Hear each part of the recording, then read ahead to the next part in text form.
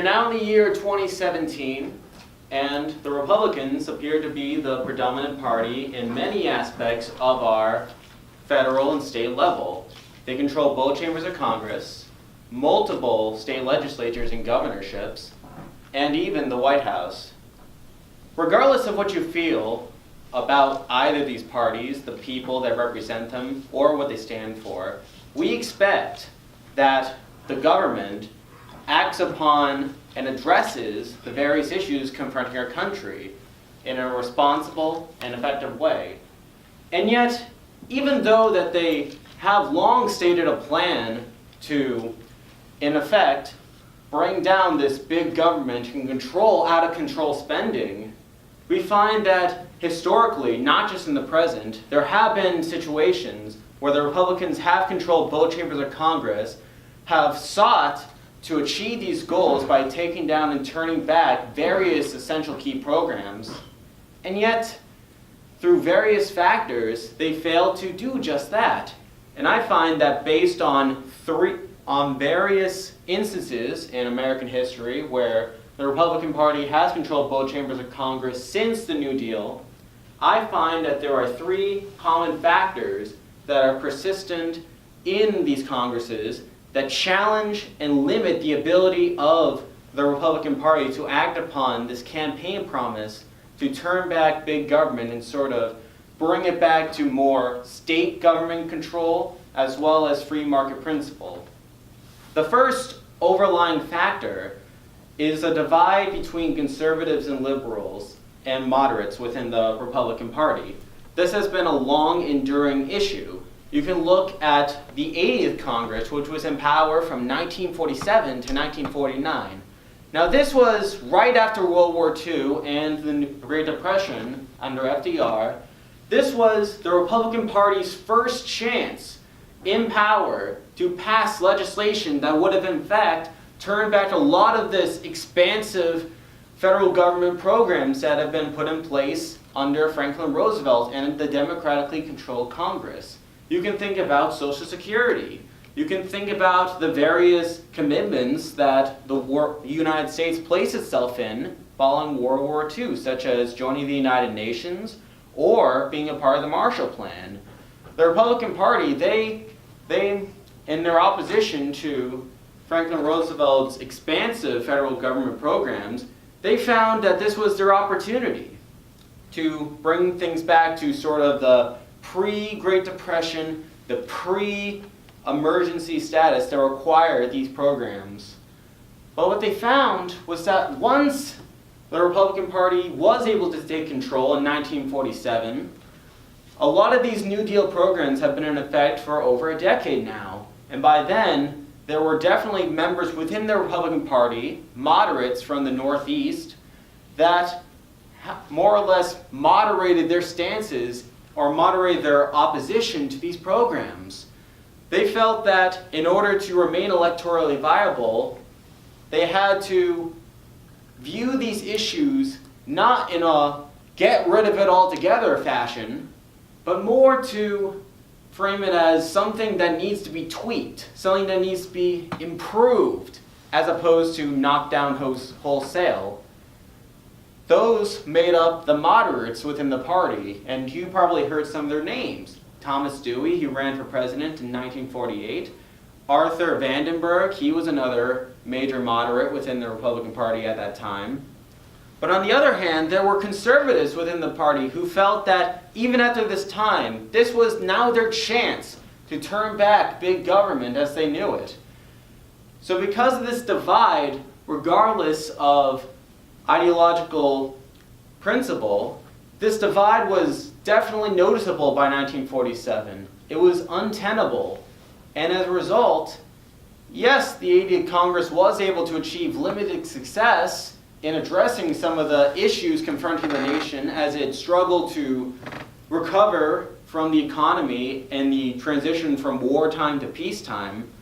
But when it came to the big picture, the big kahuna of what they sought to achieve, they found that it was untenable to achieve. You can also look at it in 1995. That was following the Republican sweep of both the House and the Senate.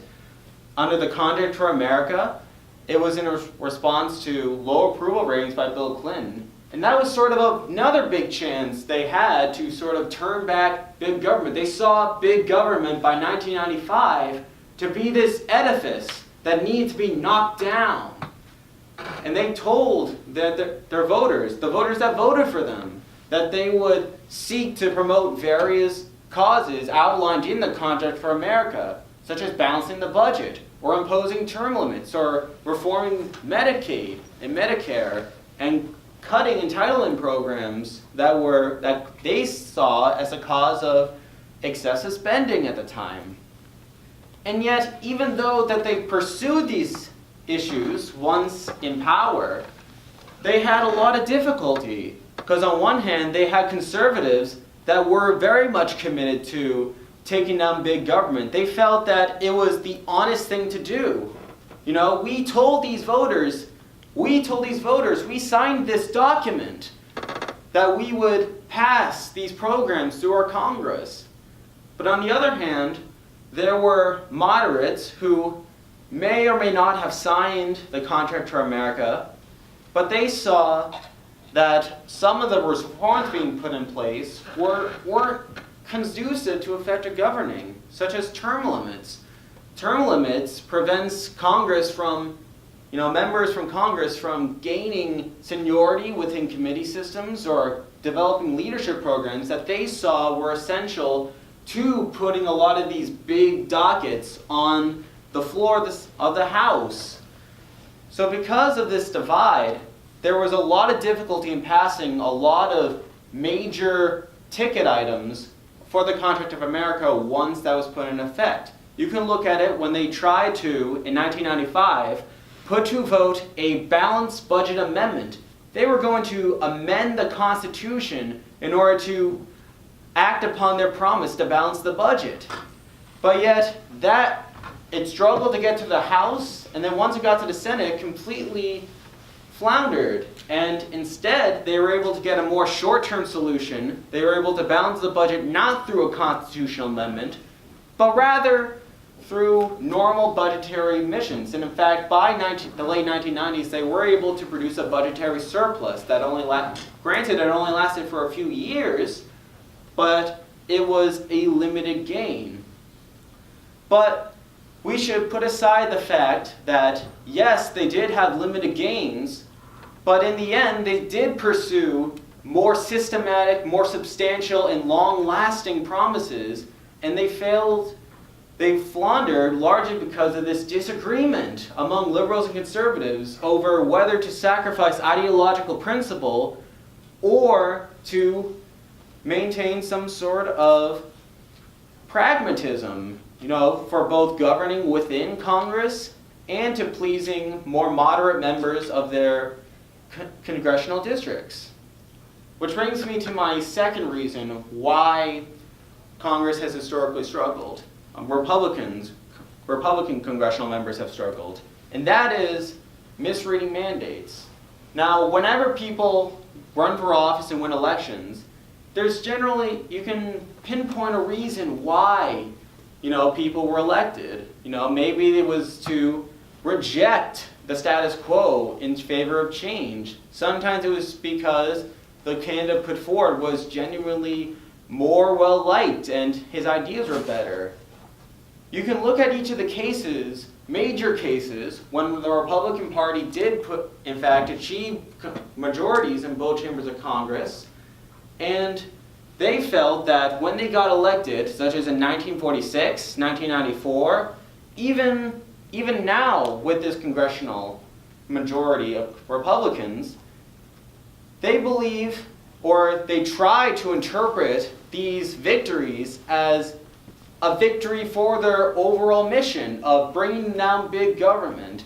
They saw 1994 as, look, we signed the Contract of America, we did it. We finally won over the people to put forward these conservative principles. You can go back to 1946, after World War II. People saw that, Republicans, they tried to see that as a victory for conservatism. The Great Depression was over, World War II was over, So now this expansion of federal government, it was no longer necessary, and people realized that. And the Republicans tried to view it as people see that was no longer necessary because the emergency was over. So therefore, now it was time for us to come in and sort of restore the pre-Great Depression order. But what they found was that once in office, one of the reasons why they struggled was not because voters rejected these big government principles or programs. If you look at, I alluded to this earlier, but right after World War II, there were some economic troubles as the country tried to transition from wartime to peacetime. Labor unions were going on strike to push for wage increases. There were price controls put in effect in the war to ration resources, and they felt that President Truman, Harry Truman, wasn't doing a very good job at, ending these wartime provisions that would lead to peacetime floundering. It was these were more short-term situations, and that, coupled with low voter turnout in the 1946 midterm elections, that resulted in the Republicans taking control. It was not a widespread, fervent rejection of big government. It was more for these short-term circumstances. So it was because the Republicans in 1946 were, they misinterpreted why voters decided to put them into power. It was this disconnect that ultimately made it difficult for Republicans to put in effect these big programs that voters didn't ask for. In 1994, when Republicans took control, yes, there was a Contract for America, this document that they signed, but the provisions, if you read the provisions of it, it was actually a lot more modest than what they framed it as. There were other factors such as low approval ratings from President Bill Clinton, and in 1993, the Democratically controlled Congress and President Bill Clinton, they tried to put in effect some big government programs such as a healthcare package, which failed and led people to believe that they wanted a temporary change. They felt that in 1993, 1994, the Democratically controlled Congress wasn't doing a lot. And there were other systematic factors that allowed the Republican Party to take control in 1994, such as redistricting in the Southeast. Congressional districts before the 1990s in the South were heavily favored towards Democrats, even though the Civil Rights Act was passed in the 1960s. It wasn't until the early 1990s that Republicans started to become really competitive in the South. So that, coupled with all these other short-term situations, made it very easy for the Republicans to take control in 1994. It was not a widespread rejection of the big government. It was yet another misreading of mandates. And in fact, in 1995, after a bunch of big, major provisions, failed to pass both chambers of Congress, that and a government shutdown in the fall of 1995, public opinion polls showed that Bill Clinton was more, the public was on his side. And in the time I have left, I would like to briefly get to my third reason and a conclusion. The third reason is closely tied to the other reasons, in that voters generally are left of center when it comes to specific policies. Yes, what they generally don't say they like to support big government. And when it comes to ideological principles such as American exceptionalism, voters do tend to side with the Republicans in that regard. But when it comes to what the big government entails, such as the Medicaid expansion of the Affordable Care Act, among other programs, polls find that voters are in support of those provisions, and they do think that the government should play a role in people's lives. So, public opinion is more complicated for Republicans, and it's hard for them, again, to touch with the Republicans who are pushing for this cutting of entitlement programs and other things to shrink the federal government. So based on this talk, you may get the impression that the Democrats have it all figured out, that they don't have any problems of their own. It's just the Republicans that just have systematic problems. I'm not saying that.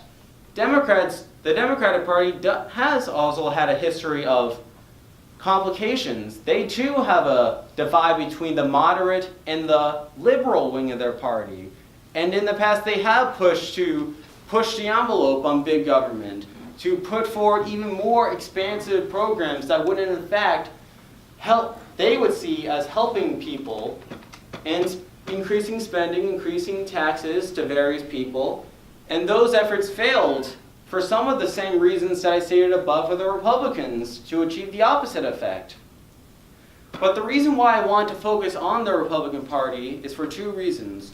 One is that they are currently the party in control of many aspects of our federal government, and as the governing party, we should expect them to effectively implement responsible legislation that reflects their campaign promises and what they say voters will, what they say, they will do for their voters if they vote for them. And the second reason that I want to cite above is that when you hear a lot of discourse about President Donald Trump and how he is unprecedented, how he constantly breaks tradition with a lot of the things he does in office, I feel like some of that narrative can lead people to be concerned about how things are going, that Donald Trump is single-handedly uprooting everything we knew about how the government worked, and he's transforming. He's a transformative figure, constantly pushing out new programs and finally is bringing about something. And yet, if you look at today's debate, how today's congressional majority works, you can look at Republicans in Congress right now. They have a lot of the same problems that I cited above. When it came to their effort to repeal and replace Obamacare, they had a strong divide between moderates such as Susan Collins and Lisa Murkowski, who were concerned about the effect a loss of health insurance and a cutting of the Medicaid expansion would have on the voters in their states. And on the other hand, you have people on the right, such as Rand Paul, who believe that we should remain ideologically committed to push forward this promise that we've been rallying for 7 years. You can look at it through Michigan mandates. Donald Trump did lose the popular vote by 3 million votes. And after 7 years, now that people are concerned that Obamacare could be repealed and replaced with an inferior alternative, support for that is starting to go up. So the current Congress, it's not that their mission isn't exactly to repeal that. So there is a continuity going on with this Congress. There is a continuity within this political system, and it's important to realize that because it shows that Donald Trump is not acting alone within the system. He's an important player, but he's just one player in this system of enacting policies. And also, learning more about how similar efforts have played out historically, I feel can sort of widen people's perspectives so that we can look forward to the future, not one where the future is uncertain or things are being radically transformed just because one person is insinuating that, but rather we can look at the current situation in a historical perspective so that we can be more politically minded in how we look at our current government and how we can go forward so that we can be more confident that the future will be stable. Thank you.